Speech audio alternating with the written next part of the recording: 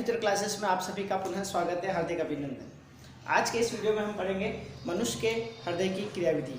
मनुष्य के शरीर में हृदय में किस प्रकार रक्त का परिसंचरण होता है, ब्लड किस प्रकार पंपिंग करता है, उसके ऊपर हम इस वीडियो में डिस्कस करेंगे। बहुत ही इंपॉर्टेंट प्रश्न है कक्षा 10 के स्टूडेंट्स के लिए। तो चलिए स्टार्ट करते हैं।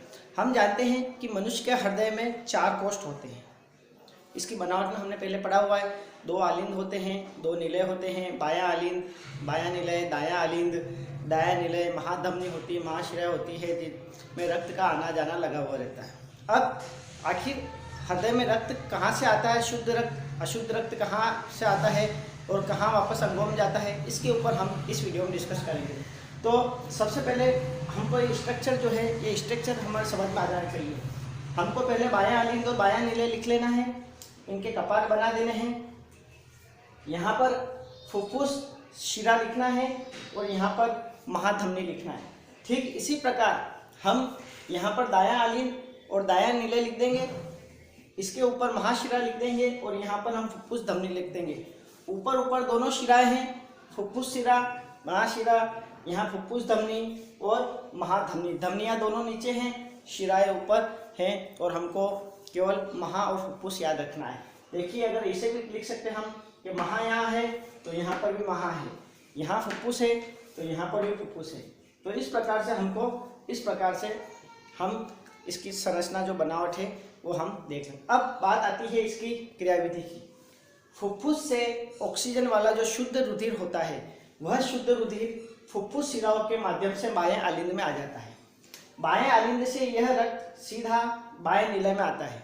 बाएं निलय में जब संकुचन होता है तो ये जो कपाट हैं, बायां निलय और बाएं आलिंद के बीच में ये कपाट बंद हो जाते हैं।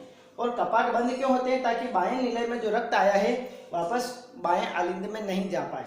इसी संकुचन से महाधमनी और बाएं निलय का कपाट खुल जाता है और रक्त बाएं निलय से महाधमनी में आ जाता है और महाधमनी से कोशिकाओं के जाल से होता हुआ शिराओं में चला जाता है और वहाँ से बाएं भाग से यह शरीर के सभी अंगों में रक्त का वितरण हो जाता है।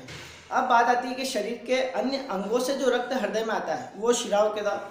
महाशिरा से रक्त सीधा कहाँ आता है? दाएं आलिंद में।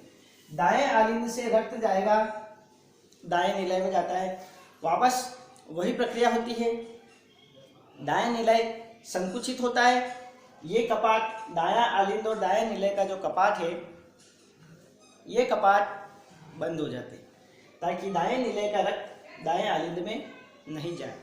ब्लड प्रेशर के कारण दाएं निलय और इस धमनी वाला जो कपाट होता है वो खुल जाता है और रक्त फुफ्फुस धमनी में आ जाता है और फुफ्फुस धमनी से रक्त फुफ्फुस में चला जाता है और फुफ्फुस से वापस यही क्रिया होती हुई ऑक्सीजन वाला शुद्ध रुधिर वापस फुफ्फुस शिरा में आ जाता है, वापस आलिंद बाएं आलिंद में आता है, वापस बाएं निलय में आता है। इस प्रकार यह संचरण चलता रहता है।